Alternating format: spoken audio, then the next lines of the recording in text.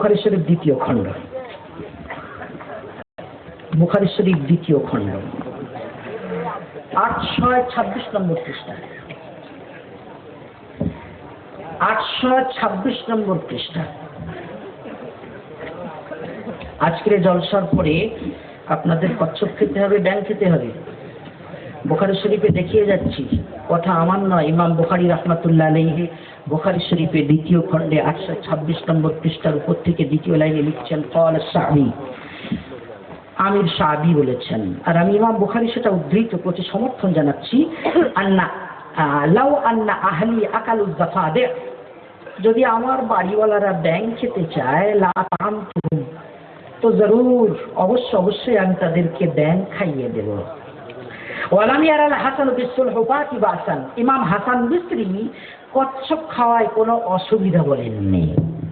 বুখারী শরীফ ইমাম বুখারী গুলো বর্ণনা করে সমর্থন জানিয়ে চলেছেন।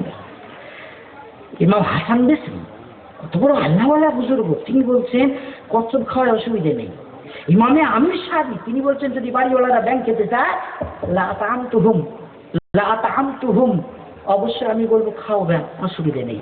এটা বুখারী শরীফ দ্বিতীয় খণ্ড 826 নম্বর পৃষ্ঠা। ব্যাং খাবেন না? খাবেন না। কোনো হাদিসে নেই ব্যাং খাওয়া চলবে না, কোনো আয়াতে নেই কচ্ছপ খাওয়া চলবে না। হ্যাঁ, বুখারী শরীফের অনুমোদন আছে। খাবেন না ঘুমছড়ে মানুষেরা খাবেন না। কি হচ্ছেটা কি? তো বুখারীর কোনোটাই তো মানতে রাজি হচ্ছেন না। আচ্ছা, বুখারী শরীফ দ্বিতীয় খণ্ড 616 নম্বর পৃষ্ঠা খুলে দেখাবেন। যদি কোনো বাচ্চা ইমাম সাহেব 6 বছর বয়স নামাজ পড়ান, পাঁচা খুলে দেয়, আপনারা সেই ইমামের পিছনে নামাজ পড়বেন না? পড়বেন না। আর যদি বুখারী শরীফ বলে অসুবিধা নেই, তো পিছনে আওয়াজ হচ্ছে কি? এক্ষুনি কেতাব বিক্রি করা নিয়ে এত ঝামেলা হলে হবে কি করে? কেতাব পেয়ে যাবেন। ঠান্ডা মাথায় কথাগুলো শুনে নেন, দায়িত্ব নিয়ে দায়বদ্ধতার সাথে সুস্থ মস্তিষ্কে কথাগুলো বলছি। আমি চলে যাব, যদি কারোর প্রয়োজন হয় হাতছানি দেবেন, ইনশাল্লাহ আবার আমাকে পাবেন, আমি আপনাদের পকেটে আছি। সাহাবী আমর ইবনে সালিমা রাদিয়াল্লাহু তাআলা আনহু বলছেন,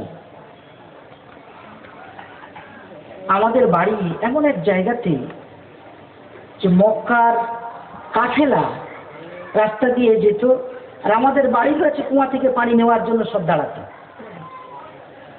তো আমি কাফেলাদের কাছে জিজ্ঞাসা করতাম, মুহাম্মদ সাল্লাল্লাহু আলাইহি সাল্লামের কি সংবাদ, উনি কি বলছেন, কি আয়াত নাযিল হয়েছে। শুনতে কোরআন শরীফের বহু আয়াত আমার মুখস্থ হয়ে গেছে, অথচ আমি বাচ্চা। কাফেলারা বলতো মক্কা থেকে ঘুরে এসে যে উনি বলছেন এই আয়াত নাযিল হয়েছে, তারা বলতো, আমার মুখস্থ হয়ে যেত। বলছেন আমার বয়স তখন 5-6 বছর। এবার যখন মক্কা বিজয় হয়ে গেল, সমস্ত এলাকার মানুষেরা ইসলামে দাখিল হতে লাগলো। আমার আব্বাজান আমাদের গোষ্ঠীর মানুষদের নিয়ে ইসলামে দাখিল হলেন। ওখান থেকে ফিরে এসে বলছেন যে আল্লাহ নবী সাল্লাল্লাহু আলাইহি ওয়াসাল্লাম বলেছেন অমুক নামাজ অমুক সময়, অমুক নামাজ অমুক সময় পড়বে। যখন নামাজের সময় আসবে তোমাদের একজন আযান দেবে, আর তোমাদের মধ্যে যার কোরআন সব থেকে বেশি মুখস্থ সেই আগে যাবে। বললেন আমার আব্বাজান মক্কা থেকে ফিরে বাড়িতে এসে হিসাব লাগাচ্ছেন কোরআন কার সব থেকে বেশি মুখস্থ। দেখা গেল আমার বয়স তখন 6 কি 7, সব থেকে বেশি কোরআনের আয়াত আমার মুখস্থ, কারণ আমি কাফেলাদের কাছ থেকে বেশি শুনে নিতাম, আগে থেকে আমার অনেক আয়াত মুখস্থ হয়ে যাচ্ছে। সবাই মিলে আমাকে করে দিলে ইমাম সাহেব।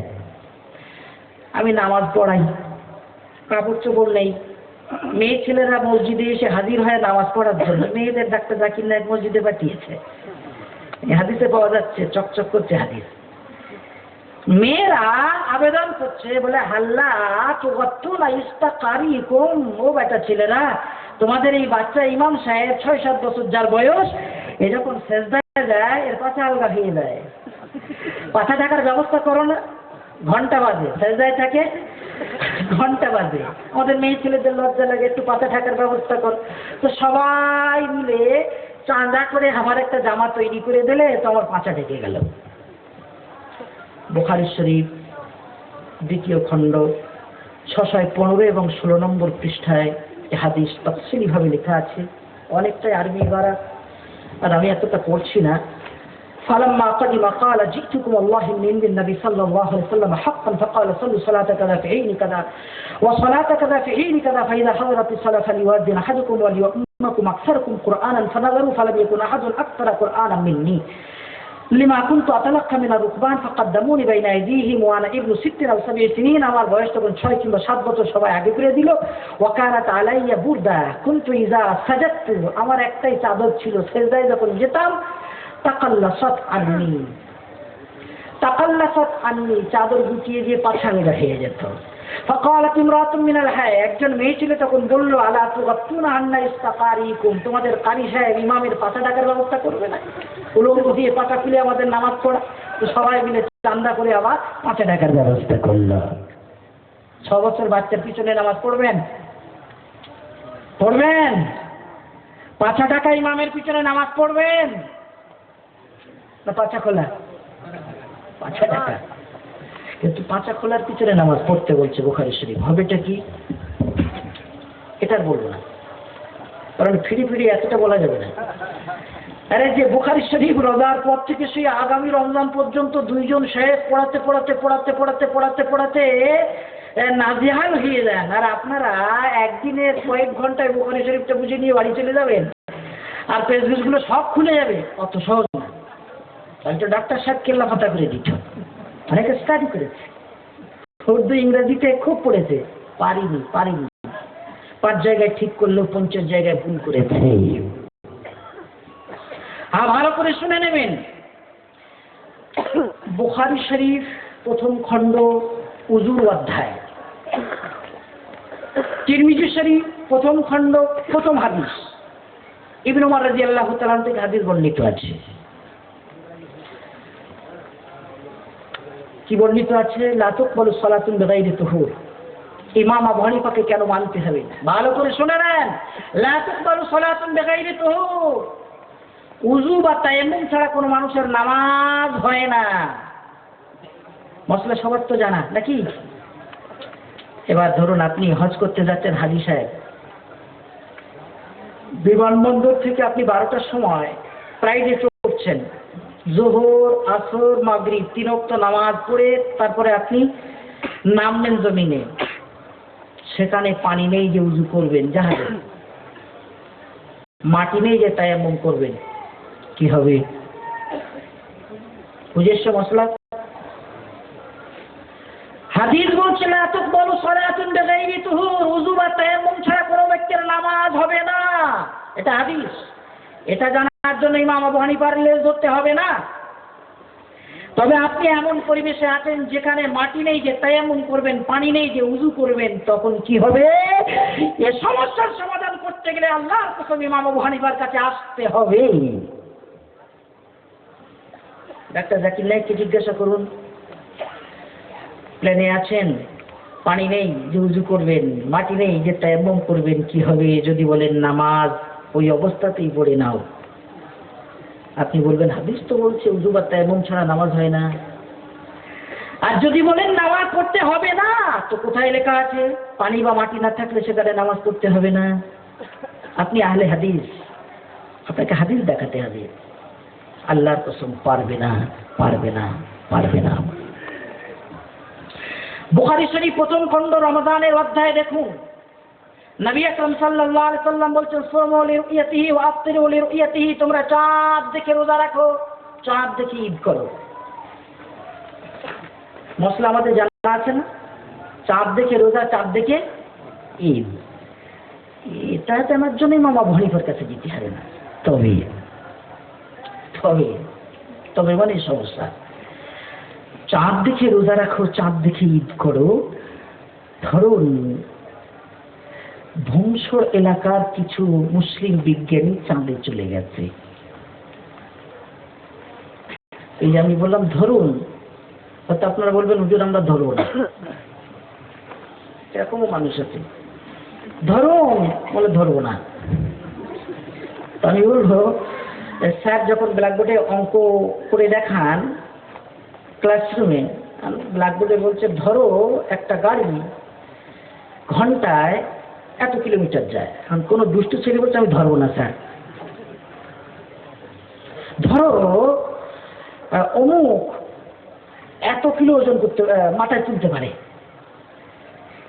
তারপর একটা অঙ্ক ছক করছে, ছাত্র যদি বলে আমি ধরবো না, অঙ্ক হবে? আপনারা যদি বলেন আমরা সব ধরবো না হুজুর, উড়োজাহাজে মুসলিম বিজ্ঞানীরা যাবেই না, সারা জীবন নাম চলবে মুসলমানেরা, তাহলে সেটা আপনাদের ব্যাপার। কিন্তু আজকে ধরে নিয়ে কথা হোক। ভাতার থানার একদল মুমিন মুসলিম বিজ্ঞানী চাঁদে চলে গেছে, যে চাঁদের মাটিতে নামলো।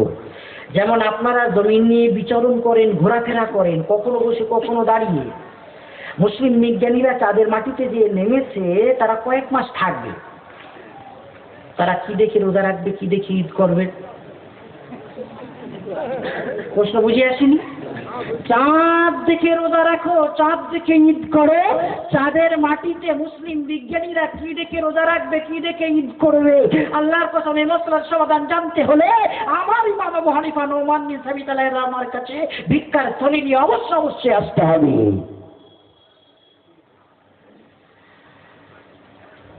চাঁদকে আমরা কখনো দেখছি কাস্তের মতো, কখনো দেখছি থালার মতো, কখনো অর্ধ কাটা তরমুজের মতো। এটা দেখার ফারাক। মহাকাশে সবসময় তো আছে, কয়েক মাস ওরা থাকবে, চাঁদের মাটি নিয়ে গবেষণা করবে। তো ওরা কি দেখে রোজা রাখবে, কি দেখে ঈদ করবে? আল্লাহর কসম, কোরআনের কোনো আয়াতে নেই, কোন হাদিসে মশলার আলোচনা নেই। এর সমাধান পেতে গেলে চার ইমামের কাছে আসতে হবে। তবে প্রশ্ন হয়, যখন কোরআন হাদিসে নেই তারা পেলেন কোথায়? পরে বলবো, মনে রাখুন। চাঁদ দেখে রোজা রাখো, চাঁদ দেখে ঈদ করো, ১৫০০ বছর আগেকার হাদিস। আর আজকের ২০১১ ২৭শে রমজান কলকাতা কৈখালী বিমানবন্দরের পাশে বয়ানের শেষে পাইলট ভাই মাইক ধরে বলছেন, হুজুর আমি অমুক জায়গায়, কোন দেশের নাম করলেন, নিজে চাঁদ দেখেছি, রোজা রাখা শুরু করেছি, এখন মন চাইছে ইন্ডিয়াতে আব্বা মায়ের কাছে ঈদ করো। কিন্তু সমস্যা হচ্ছে আমার ইন্ডিয়াতে আব্বা মায়ের কাছে থেকে ঈদ করলে রোজা হয়ে যাবে ৩১ খানা। ওখানে আগে চাঁদ দেখেছে, হুজুর কি হবে?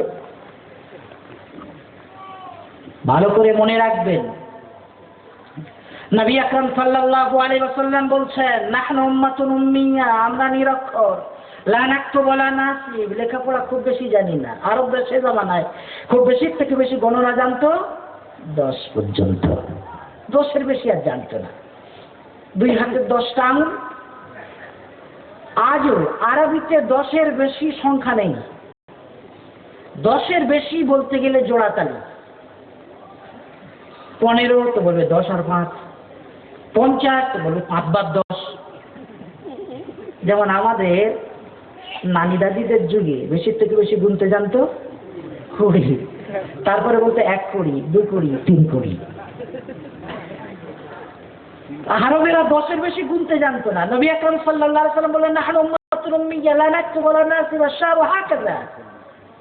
দেখো হাতে 10টা আঙুল দেখিয়ে বলছেন আশ-শাহরু হাকাযা, মাস এইরকম, ওয়া হাকাযা আবার এইরকম, ওয়া হাকাযা আবার এইরকম। কদিনে হলো? তিনি বলছে আর কখনো কখনো হাকাযা, হাকাযা মানে এইরকম, ওয়া হাকাযা। আর তৃতীয়বারে বৃদ্ধাঙ্গুলটাকে মুড়িয়ে দিয়ে বলছেন ওয়া হাকাযা। কদিন হলো? তাহলে হয় 29 না 30? পাইলট ভাই বলছে, হুজুর জি, বলে নিজে চাঁদ দেখে রোজা রাখা শুরু করেছি, ইন্ডিয়াতে এবার ঈদ করতে চাইছি, রোজা হবে 31 খানা, অথচ হয় 29 নয় 30, হচ্ছে 31টা রোজা। কোরআনের কোন আয়াতের সমাধান পাবেন বা কোন হাদিসের সমাধান পাবেন? আল্লাহর কসম, এই মশলার সমাধান পেতে গেলে আপনাকে ইমাম আবু হানিফার কাছে আসতে হবে। ইমাম মানব কেন? আমি তার জবাব দিচ্ছি। এজন্য ইমাম মানতে হবে। চাঁদ দেখে রোজা রাখো, চাঁদ দেখে ঈদ করো, এই মশলাটা জানার জন্য আবু হানিফার প্রয়োজন হবে না। তবে এই হাদিসটা যখন পরিবেশন করা হচ্ছে, এক অন্ধ জন্মান্ধ মায়ের পেট থেকে চোখ নেই, এসে হাজির হয়েছে, বলছে হুজুর চাঁদ দেখে রোজা রাখো, চাঁদ দেখে ঈদ করো। আর আমি তো সব চাঁদটা দেখতে পাই না, আমি রোজাও রাখবো না, ঈদও করবো না। হ্যাঁ, এই মশলার সমাধানটা জানতে গেলে আমার ইমাম আবু হানিফা রাহমাতুল্লাহ আলাইহির দরবারে ভিক্ষার থলে নিয়ে হাজির হতে হবে। গত বছর সৌদি আরব আমাদের দুদিন আগে ঈদ করেছে, মনে আছে কি? ওরা বলে আমরা দূরবীনে দেখবো, প্রয়োজন হলে চাঁদ সিদার করে বার করবো। এখন চাঁদ দেখে রোজা রাখো, চাঁদ দেখে ঈদ করো, এ মশলা জানার জন্য আবু হানিফার প্রয়োজন হচ্ছে না। তবে চাঁদ দূরবীনে দেখার ধর্তব্য হবে না খালি চোখে দেখার ধর্তব্য হবে, এই মশলার সমাধান জানতে গেলে 4 ইমামের দ্বারস্থ হতে হবে। বলুন সুবহানাল্লাহ। ডাক্তার জাকির নায়েকের বাপের ক্ষমতা নেই কোরআনের কোনো আয়াত বা কোনো হাদিসের উদ্ধৃতি দিয়ে মশলার সমাধান করবেন। চাঁদ দেখে রোজা রাখো, চাঁদ দেখে ঈদ করো।